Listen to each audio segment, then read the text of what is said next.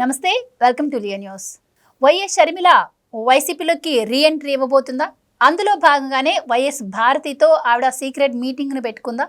ఈ మధ్య మనం చూస్తూ ఉన్నాం, తరచూ జగన్మోహన్ రెడ్డి గారు షర్మిల ఫోన్ ట్యాపింగ్ అంశంలో కూడా ఆయన ఇన్వాల్వ్మెంట్ లేదు అన్న దానికి మించి ఎక్కువ మాట్లాడకపోవటం, అలాగే మొన్న యూత్ వింగ్ తోటి ఆయన మీటింగ్ పెట్టినప్పుడు కూడా వాళ్ళ మదర్ గురించి మళ్ళీ ఆయన ప్రస్తావించడం, ఇవన్నీ చూస్తుంటే కూడా మళ్ళీ ఇద్దరి మధ్య ఏదో నడుస్తుంది అన్న వార్తలు అయితే వస్తూ ఉన్నాయి.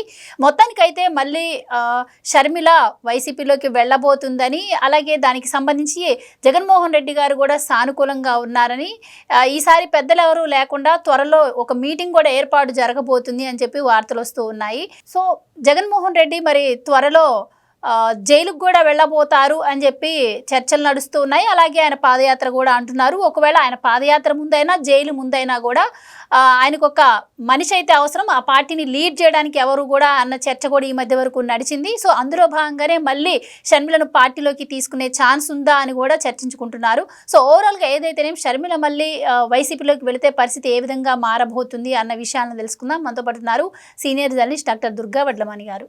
నమస్కారం అండి. షర్మిల గారు మళ్ళీ వైసీపీలోకి వెళ్ళబోతున్నట్టు వార్తలు వస్తూ ఉన్నాయండి. సో అసలు జరిగే అవకాశం ఉంటుందంటారా? అది ఇద్దరి మధ్య పచ్చగడ్డి వేస్తే బొగ్గుమనేటువంటి పరిస్థితులు మనం చూస్తూ ఉన్నాము. అలాంటి టైంలో ఇవి పుకార్లు అనుకోవాలా, లేదంటే నిజంగానే జరిగే అవకాశం ఉందంటారా? ఒకవేళ వైసీపీలోకి ఆవిడ వెళ్తే ఫ్యూచర్ పాలిటిక్స్ని ఆవిడే లీడ్ చేసే అవకాశం ఉంటుందంటారా? అంటే ఇప్పుడు మీకు వైఎస్ రాజశేఖర రెడ్డి గారిది 75వ జన్మదినం వస్తుంది జూలై 8న. సో ఆ సందర్భంగా వీళ్ళిద్దరూ కూడా ఒకేసారి కలుస్తారు అనే టాక్ వస్తుంది. అంటే ఇడుపులపాయలో కలిసినప్పుడు ఏం చర్చించుకుంటారు? ఈ సందర్భంగా ఇంకోటి ఏం జరిగిందంటే, ఇటీవలి కాలంలో రహస్యంగా వైఎస్ భారతి షర్మిల కలుసుకున్నారా అనేది కూడా చర్చకు వచ్చింది. ఆ తర్వాత డీకే శివకుమార్ గారు ఇనిషియేటివ్ తీసుకుని ఆయన విజయమ్మ గారితో చెప్పారు అని తెలుస్తుంది మనకి. ఏమని, మీరు పిల్లలిద్దరిని అలా వదిలేయకండి, పిల్లలిద్దరూ కలిసి ఉంటే బాగుంటుంది. ఎందుకంటే వైఎస్ రాజశేఖర రెడ్డి కుటుంబం కదా, ఏ కుటుంబంలో గొడవలు ఉండవు, ప్రతి కుటుంబంలోనూ ఉంటాయి. ఇంకొకటి ఏంటంటే, వైఎస్ షర్మిలని కాంగ్రెస్ పార్టీ పూర్తిగా ఓన్ చేసుకోలేదు, ఆవిడ ఎందుకు మరి ఈ పార్టీలోకి వచ్చారో మాకు తెలియదు అన్నట్టుగా ఆయన మాట్లాడారని జగన్మోహన్ రెడ్డితో కూడా మీరు చెప్పండి. అదేవిధంగా షర్మిలని జగన్మోహన్ రెడ్డిని కలపాల్సిన బాధ్యత మీదే అని విజయలక్ష్మి గారికి చెప్పినట్టుగా మనకు తెలుస్తుంది. ఇందులో నిజానిజాలు ఎలా ఉన్నా కూడా ఇప్పుడు ఇక్కడ విషయం ఏంటంటే, ఇందాక మీరు చెప్పినట్టుగా ఇప్పుడు ముఖ్యమైన అంశం ఒకటి, జగన్మోహన్ రెడ్డి గారికి 29 ఎన్నికల్లో గెలవాలి అని ఒక పట్టుదలతో ఉన్నాడు ఆయన. రెండోది, ఈసారి పద్ధతి మారుస్తున్నాడు ఆయన. మొన్నటి వరకు ఆయనతో ఉన్న వాళ్ళందరూ కాంగ్రెస్ నుంచి వచ్చిన వాళ్ళు, లేదు టీడీపీ నుంచి వచ్చిన వాళ్ళు, రకరకాలుగా వివిధ పార్టీల నుంచి వచ్చిన వాళ్ళు ఆయనతో ఉన్నారు. ఈసారి అలా కాకుండా మొన్న యువతతో ఆయన ఎప్పుడైతే సమావేశం జరిపారో, సమావేశంలో ఆయన తీసుకున్న నిర్ణయం ఏంటంటే, ఈసారి ఎమ్మెల్యేలందరినీ, అంటే మిమ్మల్ని ఎమ్మెల్యేలను చేస్తాను, మీరు ఒక సెల్ ఫోన్ ఉంటే చాలు, సెల్ ఫోనే మీ గన్ను, మీరు మీ రాజకీయాలు మొదలు పెట్టండి అన్నట్టుగా చెప్పాడు ఆయన. అంటే మీ నియోజకవర్గాల్లో మీ పనులు మొదలు పెట్టండి, మిమ్మల్ని ఎమ్మెల్యేగా నిలబెట్టాల్సిన బాధ్యత నాది అన్నట్టుగా చెప్పాడు. అంటే కొత్త రక్తాన్ని తీసుకురాదలుచుకున్నాడు, నెంబర్ 1. నెంబర్ 2, ఇప్పుడు ఆయన స్ట్రాటజీ ఏంటంటే, ఇప్పుడు ఆయన ఐప్యాక్ను కానీ ఇంకెవరిని నమ్మట్లేదు అని తెలుస్తుంది. ప్రశాంత్ కిషోర్ని కానీ ఎవరిని నమ్మట్లేదు. ఆయనకు 3 స్నేహితులు ఉన్నారు. అందులో ముఖ్యంగా ఈ స్టాటిస్టికల్ డిపార్ట్మెంట్కి సంబంధించి ఒక ఆయన, చాలా సీనియర్ ఒక ఆయన ఉన్నారు. సో ఆయన అడ్వైస్తో ఈయన ముందుకెళ్తున్నారు. ఆయన పేరు మనకి ఇంకా తెలియలేదు, కానీ ఆయన అడ్వైజ్ ఏంటంటే, అంటే ఆయన కొత్త పంథాలో ఈయన తీసుకెళ్తున్నారు. కనీసం 140 నుంచి 145 వరకు సీట్లు తెచ్చుకోవడం అనేది ఈయన లక్ష్యం. కనీసం 5,000 మెజారిటీ ఒక్కొక్క నియోజకవర్గంలో 5,000 నుంచి 15,000 అయినా రావాలి, అంటే టు స్టార్ట్ విత్ ఇప్పుడు అనేది ఆయన పెట్టుకున్న ఒక టార్గెట్ అని తెలుస్తుంది మనకి. సో ఇప్పుడు ఆ స్టాటిస్టికల్ డిపార్ట్మెంట్కి సంబంధించిన ఆయనకి ఏమీ పెద్ద డబ్బులు అవసరం లేదు, హీఈస్ వెరీ మచ్ రిచ్ అని కూడా తెలుస్తుంది. అంటే ఆయనకు వ్యాపారం అవసరం లేదు, ఆయన వెల్ సెటిల్డ్ అండ్ పెద్ద ప్రొఫెసర్ అని మనం విన్నాం. సో ఇవన్నీ చూసుకున్నాక ఇప్పుడు వైఎస్ జగన్మోహన్ రెడ్డికి కావాల్సింది ఏంటంటే, ఒక పెద్ద బలమైన సపోర్ట్ కావాలి. ఎక్కడి నుంచి? కుటుంబం నుంచి. ఇప్పుడు కుటుంబాన్ని ఆయన వెలేసాడు, తల్లిని చెల్లిని. ఇప్పుడు అదే తల్లి చెల్లి ఆయనకు కావాల్సి వస్తుంది. అందుకే మొన్న యువతతో మాట్లాడేటప్పుడు కూడా తల్లి ప్రేమ గురించి మాట్లాడాడు. ఇప్పుడు విజయలక్ష్మి గారికి ఎంత కోపం ఉన్నా ఏమున్నా ఎంత కాదనుకున్నా ఇప్పుడు అందరూ అన్నీ చెప్తారండి, కొడుక ఏంటి అది ఇది అంటారు. కానీ తల్లికి ఎప్పుడు కూడా కొడుకు మీద ఒక పాలు ఎక్కువ ప్రేమ ఉంటుంది. అది ఎవడు ఒప్పుకున్నా ఒప్పుకోకపోయినా, ఎవరు ఎంత వాదించినా దాన్ని ఎవడు కాదనలేని సత్యం. మీరు కాబట్టి ఎన్ని కుటుంబాలైనా మీరు పరిశోధన చెయ్యండి, అందులో వాస్తవం ఉంటుంది. కాబట్టి కొడుకు వచ్చి అమ్మ నేను నీ కొడుకును కానా అని అన్నాడు అనుకోండి, విజయలక్ష్మి గారు కరిగిపోదా? కళ్ళు మూసుకుని కరిగిపోతుంది. కొడుకు కోసం ఆవిడ తప్పించే కదా, కొడుకు సంగతి తెలిసి కూడా ఆవిడ కొడుకుకి ఓటు వేయమని అడిగింది కదా. అన్నీ తెలిసి కూడా ఆవిడ అడిగింది. ఆవిడ పుస్తకంలో కూడా ఆవిడ జగన్మోహన్ రెడ్డి గురించి ఏం రాశారో తెలుసా? జగన్ వచ్చి అడిగాడు, అవినీతి అంటే ఏంటమ్మా, అబద్ధాలు చెప్పడం అంటే ఏంటమ్మా, అక్రమాలు చేయడం అంటే ఏంటమ్మా అని అడిగాడని ఆవిడ పుస్తకంలో రాసింది. మీరు నమ్ముతారో లేదో. ఇవి ఎందుకు చెప్తున్నానంటే తల్లి ప్రేమ అలా ఉంటుంది, నెంబర్ 1. నెంబర్ 2, షర్మిల ఆల్రెడీ ఇందాక మనం చెప్పుకున్నట్టు వదిన గారిని కలిశారు అని తెలుస్తుంది. అంటే ఇక్కడ ఆస్తి తగాదాలు పక్కన పెడితే ఇప్పుడు రాజకీయంగా ముందు ఒకటి అవుదామని అనుకున్నారా? ఇప్పుడు జగన్మోహన్ రెడ్డికి షర్మిల అవసరం ఎంతైనా ఉంది. బికాజ్ ఆ రోజు 16 నెలలు జైల్లో ఉన్నప్పుడు 3000 కిలోమీటర్లు పాదయాత్ర చేసింది షర్మిలే అన్నగారి కోసం. సో ఇప్పుడు ఒకవేళ ఈయన జైలుకి వెళ్తే బై ఛాన్స్, ఇప్పుడు పార్టీని ఎవరు నడిపిస్తారు? బయట వాళ్ళని నమ్మి ఇవ్వలేడు. ఎందుకంటే సజ్జలను ఆల్రెడీ బయటికి పంపించాడు, తెచ్చుకున్నాడు. కానీ 100% సజ్జల్ని నమ్ముతాడని నేను అనుకోను.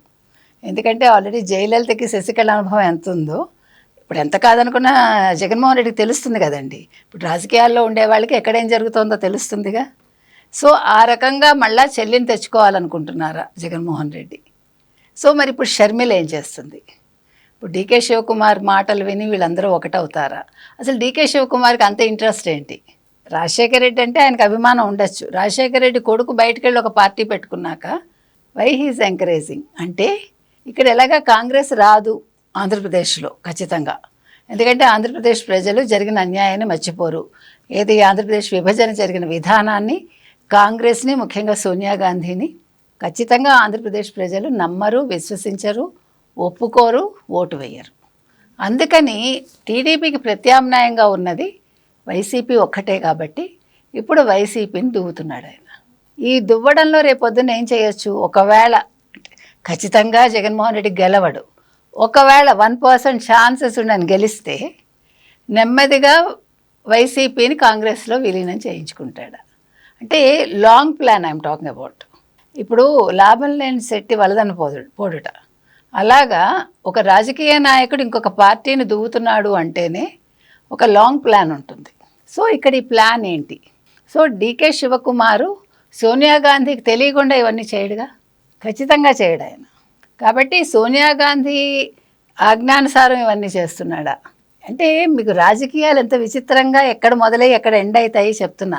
ఇప్పుడు నది పుట్టుక మీకు ఎట్లా ఉంటుందో తెలుసా? నది పుట్టుక ఎప్పుడైనా చూసారా?